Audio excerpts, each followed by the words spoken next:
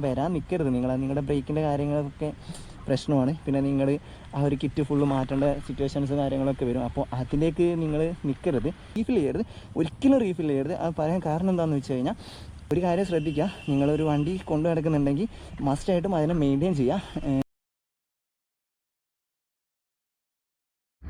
Hello bikers, this is me ride by bus. ഇന്ന് second Saturday ആയിരുന്നു. വണ്ടിക്ക് ചെറിയ പണിയും കാര്യങ്ങളൊക്കെ ഉണ്ടായിരുന്നു. എനിക്ക് ഓഫുമായിരുന്നു. അപ്പോൾ അതൊക്കെ അങ്ങോട്ട് തീർക്കാമെന്ന് വിചാരിച്ചു.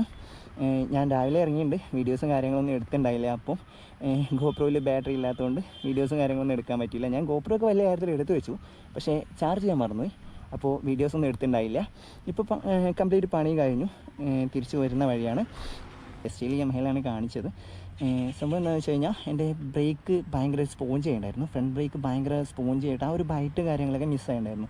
റീസൺ വേറെ ഒന്നുമല്ല, ഓൾമോസ്റ്റ് 2 വർഷമായി വണ്ടി എടുത്തിട്ട്. അപ്പോൾ ഓയിൽസും കാര്യങ്ങളൊക്കെ റീപ്ലേസ് ചെയ്യേണ്ട സമയമായി. അത് തന്നെയാണ്. അപ്പോൾ അങ്ങനെ ഒരു ഇഷ്യൂ വന്നപ്പോഴാണ് ഇന്ന് ലീവ് ആയപ്പോൾ ഞാൻ ജസ്റ്റ് കൊണ്ടുപോയി കാണിച്ചേക്കാമെന്ന് വിചാരിച്ചു. ഞാൻ സാധാരണ പുറത്ത് സർവീസ് ചെയ്യാറ്, അതായത് കമ്പനി സർവീസ് ഞാൻ ആഫ്റ്റർ ഫ്രീ സർവീസ് ഒക്കെ കഴിഞ്ഞതിന് ശേഷം കമ്പനി സർവീസ് ഞാൻ ചെയ്യാറില്ല. അതിന് ഒരു റീസൺ ഉണ്ട്, അത് ഞാൻ പറയാം. ഓക്കെ, ഞാൻ പുറത്തുനിന്നാണ് ചെയ്യാറ്. വർക്കും കാര്യങ്ങളൊക്കെ ഞാൻ ഇവിടെ കാലിക്കറ്റ് തന്നെ വെസ്റ്റിൽ എഞ്ചിനീയറിംഗ് കോളേജിൻ്റെ അടുത്തൊരു വർക്ക്ഷോപ്പുണ്ട്, ഞാൻ അവിടെ നിന്നാണ് ചെയ്യാറ്. അപ്പോൾ അവിടെ കാണിച്ചപ്പോൾ അവർ പറഞ്ഞു ABS ഒക്കെ വരുന്നതല്ലേ, എന്തായാലും ബെറ്റർ നീ സർവീസ് സെൻറ്റർ തന്നെ കാണിച്ചോന്ന് പറഞ്ഞുകൊണ്ടാണ് ഞാൻ സർവീസ് സെൻറ്ററിൽ പോയത്. എനിക്ക് ഓൾമോസ്റ്റ് ഒരു 770 റുപ്പീസിൻ്റെ അടുത്തായി ഇത് കംപ്ലീറ്റ്ലി, അതായത് ഫ്രണ്ട് ബ്രേക്കും ബാക്കും ഈ ഒരു ഓയിൽ കംപ്ലീറ്റ്ലി ബ്ലീഡ് ചെയ്തിട്ട് പുതിയ ഓയിൽ ചെയ്യുന്നത്. അപ്പോൾ ഒരു 250 റുപ്പീസ് എങ്ങാണ്ട് ആയുള്ളൂ ഓയിലിൻ്റെ കോസ്റ്റ്. ഒരു 400 റുപ്പീസിൻ്റെ അടുത്ത്, ഇതൊക്കെ എക്സ്ക്ലൂഡിങ് GST ആയിട്ട് വരുന്നത്. ഒരു 400 റുപ്പീസിൻ്റെ അടുത്ത് ലേബർ ചാർജ് വന്നു. 200 ഫ്രണ്ട് ബ്രേക്കിനും 200 ബാക്ക് ബ്രേക്കിനും. അപ്പോൾ ലേബർ ചാർജ് കുറച്ച് കത്തിയാണ്. 400 റുപ്പീസ് കുഴപ്പമില്ല, അഡ്ജസ്റ്റ് ചെയ്യാം. ഓക്കെ, അത് പിന്നെ പൊതുവേ നമ്മുടെ സർവീസ് സെൻറ്ററിൽ കുറച്ച് കത്തിയാണ്, നിങ്ങൾക്ക് എല്ലാവർക്കും അറിയാമല്ലോ. അപ്പോൾ നിങ്ങൾ എന്തിനാണ് ഇത് ചെയ്യുന്നതെന്ന് ഞാൻ പറയാം. ഇത് വരുന്ന മേജർ റീസൺ, ഈ ഒരു ബ്രേക്ക് സ്പോഞ്ച് ആവാനുള്ള മേജർ റീസൺ എന്താണെന്ന് വെച്ച് കഴിഞ്ഞാൽ, നമ്മുടെ ഈ ലൈനിൽ എയർ കയറുന്നതാണ്. എയർ കയറുമ്പോൾ നമ്മുടെ ബ്രേക്കിംഗ് എഫിഷ്യൻസിനെ അത് വല്ലാണ്ട് ബാധിക്കും. ബ്രേക്ക് ഭയങ്കര സ്പോഞ്ചി ആവും, ബ്രേക്കിൻ്റെ ബൈറ്റ്സും കാര്യങ്ങളൊക്കെ നഷ്ടപ്പെടും. അങ്ങനെ ഒരു സ്റ്റേജിലാണ് ഞാൻ മാറ്റിയത്. അപ്പോൾ നിങ്ങളാരും ആ ഒരു സിറ്റുവേഷനിലേക്ക് എത്താൻ നിൽക്കരുത്. ഓൾമോസ്റ്റ് ഒരു 2 ഇയേഴ്സൊക്കെ കഴിഞ്ഞു. ഓൾമോസ്റ്റ് എല്ലാ വെഹിക്കിളും ഒരു 2 ഇയേഴ്സ് തന്നെയാണെന്നാണ് എൻ്റെ ഒരു അറിവ്. അങ്ങനെയല്ലെങ്കിൽ ഓക്കെ, നിങ്ങൾ നിങ്ങളുടെ വണ്ടിയുടെ യൂസർ മാനുവൽ കാര്യങ്ങളൊക്കെ വായിച്ച് അതിനകത്ത് ഉണ്ടാവും. ഓൾമോസ്റ്റ് എന്തായാലും ഒരു 2 ഇയേഴ്സാണ് വരുന്നത്. അപ്പോൾ ആ ഒരു 2 ഇയേഴ്സിൽ തന്നെ നിങ്ങൾ ബ്രേക്ക് ഫ്ലൂയിഡും കാര്യങ്ങളൊക്കെ ബ്ലീഡ് ചെയ്ത് കളഞ്ഞിട്ട് MC കിട്ടും, പറ്റുവാണെങ്കിൽ MC കിട്ടും മാറാൻ വേണ്ടി നോക്കുക. കാരണം എന്താണെന്ന് വെച്ച് കഴിഞ്ഞാൽ, ആ ഒരു എയറും ഈ ഒരു ഓയിലുള്ള എയറും കാര്യങ്ങളൊക്കെ പോയി പുതിയ ഓയിൽ വന്നു കഴിഞ്ഞാൽ നിങ്ങളുടെ ബ്രേക്ക് പഴയ പോലെയാവും. ആ ഒരു സ്പോഞ്ചിനെസ്സും കാര്യങ്ങളൊക്കെ പോകും, നിങ്ങളുടെ ബ്രേക്കിംഗ് എഫിഷ്യൻസി ഒക്കെ തിരിച്ച് കിട്ടും. മസ്റ്റായിട്ട് നിങ്ങൾ അത് ചെയ്യണം, ചെയ്യാതിരിക്കരുത്. എനിക്കിങ്ങനെ ഒരു ഇഷ്യൂ വന്നതിന് ശേഷമാണ് അത് നോക്കുന്നത്.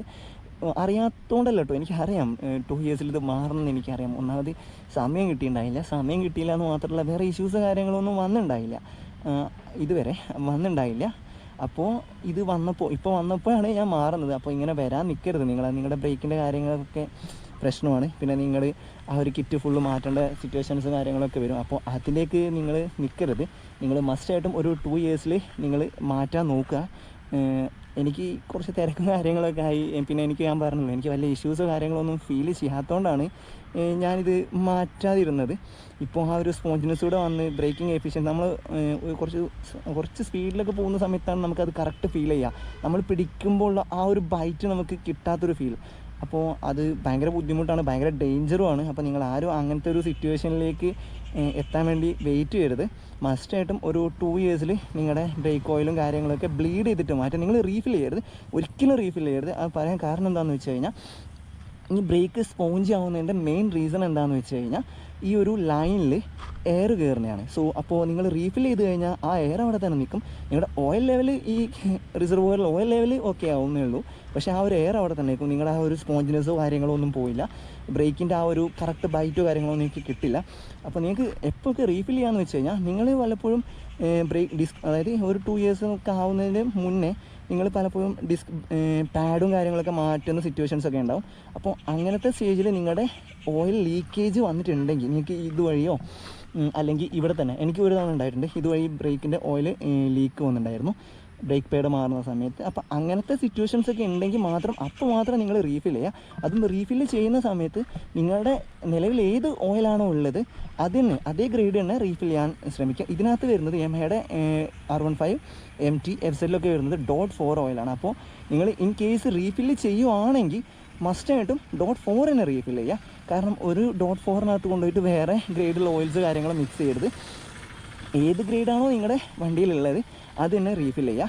റീപ്ലേസ് ചെയ്യുകയാണെങ്കിലും നിങ്ങളുടെ മാനുഫാക്ചേഴ്സ് റെക്കമെൻഡ് ചെയ്യുന്ന ഏത് ഗ്രേഡാണോ അത് തന്നെ ചെയ്യുന്നതായിരിക്കും ഏറ്റവും ബെറ്റർ. സോ ഇതിനകത്ത് .4 വരുന്നത്. ഞാൻ .4 തന്നെയാണ് റീപ്ലേസ് ചെയ്തതും കാര്യങ്ങളൊക്കെ. സോ അത് ഞാൻ കമ്പനിയിൽ നിന്നാണ് ചെയ്തത്. ഞാൻ MC കിറ്റും കാര്യങ്ങളും മാറിയിട്ടില്ല. ഓയിൽ ജസ്റ്റ് ബ്ലീഡ് ചെയ്ത് കളഞ്ഞു, പുതിയ ഓയിൽ ഫില്ല് ചെയ്തിട്ടുള്ളൂ. അപ്പോൾ നിങ്ങൾ നിങ്ങളുടെ MC കിറ്റ് മാറേണ്ട സിറ്റുവേഷൻ ആണെങ്കിൽ നിങ്ങൾ സർവീസ് സെൻ്ററിൽ ചോദിച്ചിട്ട് അത് മാറേണ്ട സിറ്റുവേഷൻ ആണെങ്കിൽ മസ്റ്റായിട്ടും അതും കൂടെ മാറുക. ഞാനിപ്പോൾ ഇവിടെ MC കിറ്റോ കാര്യങ്ങളോ മാറിയിട്ടില്ല, ഓയിൽ ജസ്റ്റ് ബ്ലീഡ് ചെയ്ത് കളഞ്ഞിട്ടേ ഉള്ളൂ. ആ ബ്രേക്കിൻ്റെ ആ ഒരു ബ്രൈറ്റ്നെസ്സും ആ ഒരു എഫക്റ്റീവ്നെസ്സും ഒക്കെ ഇപ്പോൾ തിരിച്ച് വന്നിട്ടുണ്ട്. സോ നിങ്ങൾ ഒരു കാര്യം ശ്രദ്ധിക്കുക, നിങ്ങളൊരു വണ്ടി കൊണ്ടു നടക്കുന്നുണ്ടെങ്കിൽ മസ്റ്റായിട്ടും അതിനെ മെയിൻറ്റെയിൻ ചെയ്യുക. എനിക്ക് പറ്റിയ പോലെ ഇങ്ങനത്തെ പൊട്ടത്തരം പറ്റുന്നവരെ കാത്തിക്കരുത്.